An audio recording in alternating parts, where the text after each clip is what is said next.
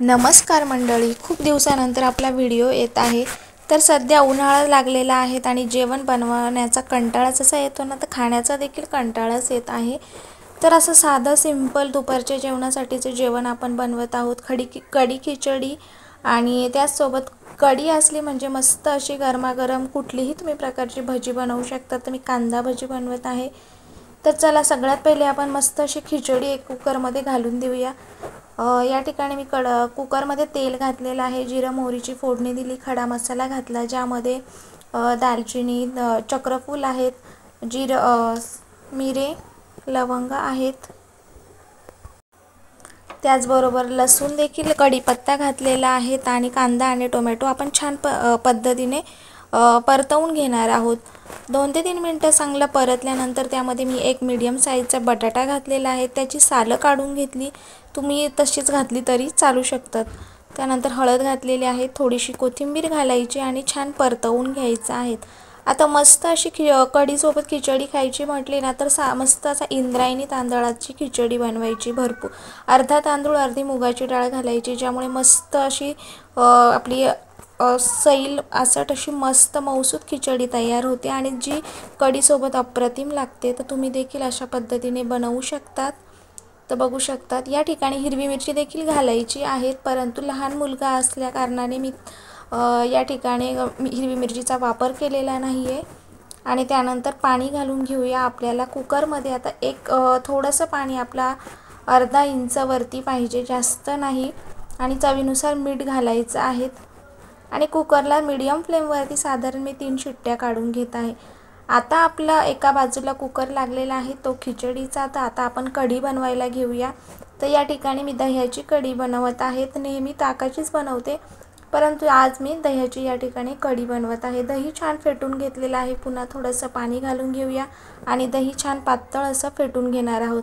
त्यामध्ये 2 चमचे या ठिकाणी मी बेसन पीठ घातलेलं आहे आणि ते देखील दह्यामध्ये छान असं फेटून घ्यायचं एकसारखं। बेसनच्या गुठळ्या राहता कामा नये, एकसारखं ते यामध्ये छान फेटलं पाहिजे। याऐवजी तुम्ही डायरेक्ट मिक्सरला दोन्ही घालून छान असं फिरवून घेऊ शकता, ते अजून छान लागतं।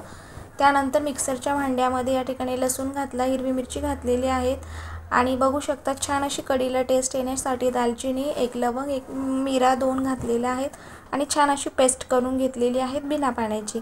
त्यानंतर इकडे बघू शकतात मस्त अशा खिचडीच्या शिट्ट्या देखील कुकरच्या होत आहेत।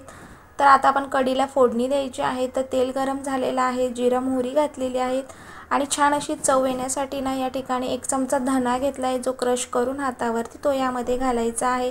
त्यानंतर आपण जे मिक्सरमध्ये वाटण केलेलं हिरवी मिरची लसणाचं ते देखील यामध्ये घातलं आणि कढी पण म्हटल्यानंतर कढीपत्ता देखील आलाच, तर तो देखील भरपूर असा मी घातलेला आहे या ठिकाणी आणि छान असा कढीपत्ता देखील छान असा परतवून घ्यायचा आहे, बघू शकता। त्यानंतर घालायचं आहे हिंग आणि त्यानंतर हळद घालायची आहे, छान असं मिक्स करून घ्यायचं। त्यानंतर यासोबतच आपण कोथिंबीर देखील घालणार आहोत आणि आपण बेसन आणि दहीचं जे मिश्रण केलेलं होतं ते आता आपण थोडं थोडं करत एकसारखं हलवून घ्यायचं अशा पद्धतीने। तर कढी म्हटलं की आपण त्याबरोबर पकोडा म्हणजेच आपली भजी बनवतोय। तर भजी ही टाकल्यानंतर कढी बऱ्यापैकी घट्ट होते, तर जास्त आपल्याला दाटसर घट्ट न बनवता थोडीशी नॉर्मल पातळ असू द्यायची, जेणेकरून आपली कढी डायरेक्ट घट्ट होणार नाही भजी घातल्यानंतर। त्यानंतर चवीनुसार मीठ घालायचं। कढी जास्त तुम्हाला आंबट आवडत नसेल तर त्यामध्ये आवडीप्रमाणे तुम्ही गूळ किंवा साखर देखील घालू शकतात। बघू शकता आता या ठिकाणी मस्त अशी कढीला उकळी येत आहे, अशा पद्धतीने खिचडी देखील होते। एका गॅसवरती आपली कढी देखील मस्त अशी उकळवून घेणार आहोत आपण। त्यानंतर एका बाजूला आपण तेल गरम करायला ठेवले। आता गरमागरम जेवण आपलं तयार होत आहे, तर गरमागरम भजी देखील तयार झाली पाहिजे।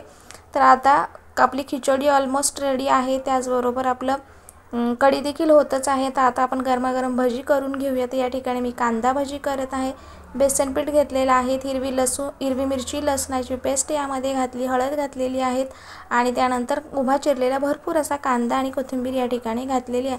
हाताने सगळं पहिले क्रश करून घेऊया, मस्त व्यवस्थित एकजीव करून घेऊया कांदा आणि बेसन। त्यानंतर आपल्याला गरजेनुसार कितपत पाणी लागतं ते यामध्ये ॲड करून घेणार आहोत। थोडं थोडं पाणी घालायचं आणि मस्त असं यामध्ये ॲड करून आपण छान असं पीठ या ठिकाणी तयार करून घ्यायचं आहे भजीसाठीचं। 1 चमचा तांदळाचं पीठ देखील घालू शकतात, मस्त अशी कुरकुरीत भजी येतात। तेल छान गरम झालेलं आहे आणि गरमागरम भजी देखील मी या ठिकाणी आता करून घेते। उन्हाळा म्हटलं की मस्त असं गरमागरम काहीतरी खावंसं वाटतं आणि थोडंसं हलकं अन्न पचायला आपल्याला पाहिजेत उन्हाळ्याच्या दिवशी, कारण की आपण जास्त पाणी पिण्यावरती आपला भर असतो। तर नॉर्मल असं साधं जेवण आपण उन्हाळ्यात बनवत असतो। तर ही देखील अशी साधीच थाळी आहे। तर व्हिडिओ आवडला असल्यास लाईक, शेअर, सबस्क्राईब करायला विसरू नका। त्याचबरोबर कमेंट करून नक्की सांगत जा की तुम्हाला व्हिडिओ आवडला की नाही ते। तर अशा पद्धतीने मस्त अशी गोल्डन ब्राऊन कलर मस्त असा भजीला आला पाहिजे। मीडियम फ्लेमवरती भजी तळायची आहे, जेणेकरून आतला कांदा देखील छान असा कुरकुरीत आणि शिजलेला देखील हवा। तर या ठिकाणी चिमूटभर सोडा देखील टाकायचा आहे, ते सांगण्यासाठी विसरले मी। तर असं बघू शकता मस्त अशी गोल्डन ब्राऊन आपली भजी झालेली आहेत, कढी तयार आहेत। तर आपली गरमागरम थोडीशी भजी आपण कढीमध्ये घालून घेऊया, मस्त अशी होतील आणि त्यानंतर बाकीचे आपण भजी देखील काढून घेणार आहोत। तर व्हिडिओ शेवटपर्यंत बघितल्याबद्दल तुमच्या सगळ्यांचे मनापासून खूप खूप धन्यवाद।